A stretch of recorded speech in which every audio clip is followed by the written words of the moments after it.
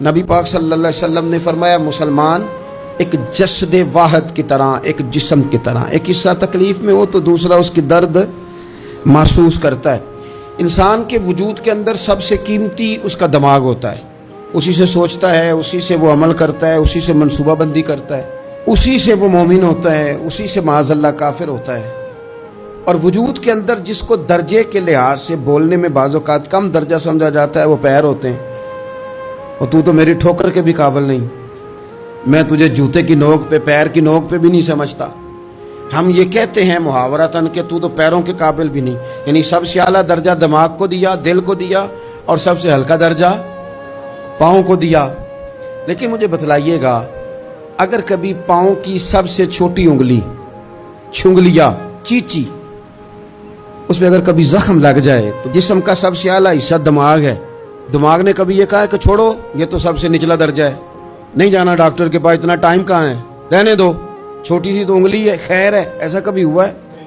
دماغ فوراً کہتا ہے کہ باقی کام بعد میں کریں گے، پہلے ڈاکٹر کا پتہ کرو، اس کو مرہم پٹی کراؤ، کیونکہ اسے پتہ ہے کہ اگر یہاں درد رہی تو باقی جسم میں بھی درد رہے گی۔ اور یہ بھی پتہ ہے دماغ کو کہ اگر میں نے یہاں علاج نہ کرایا انگلی کا تو کہیں پیر بھی سارا زخمی نہ ہو جائے، اور اگر پیر کا علاج نہ کرایا تو ٹانگیں اور باقی وجود تک بھی زخم نہ آ جائے۔ لہذا دماغ جلدی فیصلہ کرتا ہے، ٹیسٹ کرانے کا، چیک اپ کرانے کا، دوائی لینے کا، مرہم پٹی کا۔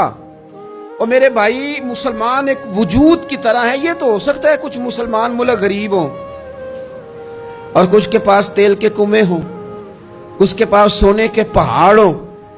یہ تو ہو سکتا ہے کہ بعض اوقات یہ وہ سمجھ لیں کہ ہم اعلیٰ درجے کے ہیں، لیکن یہ یاد رکھیں اگر ایک جسم کی طرح ہیں، سوچتے ہیں اور ہیں، کیونکہ نبی پاک نے فرمایا ہے، اگر اس طرح سوچتے ہیں پھر میرا خیال ہے کہ جس طرح تیل کے کنویں والے کو اپنی درد ہوتی ہے نا، سونے کے پہاڑوں والے ملک کو جس طرح اپنی درد ہوتی ہے نا، اس طرح اسے کسی کو بھکارت کی نظر سے دیکھنا نہیں چاہیے، چونکہ جسد واحد ہے۔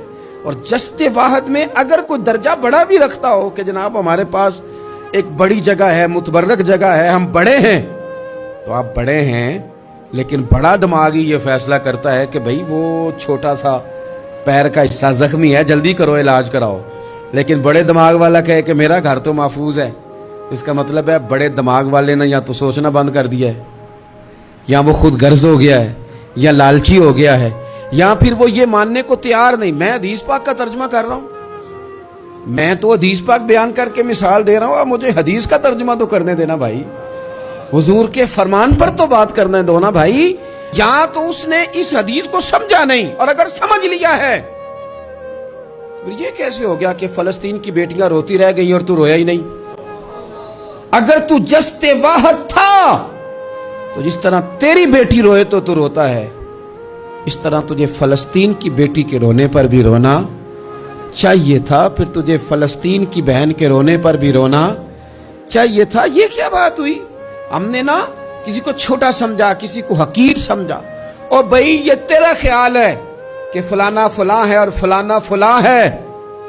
اقبال کہتے ہیں اپنی ملت پر قیاس اقوام مغرب سے نہ کر، خاص ہے ترکیب میں قوم رسول ہاشمی، تو نبی پاک کی قوم ہے۔ بحثیت مسلمان سوچے مسلمان۔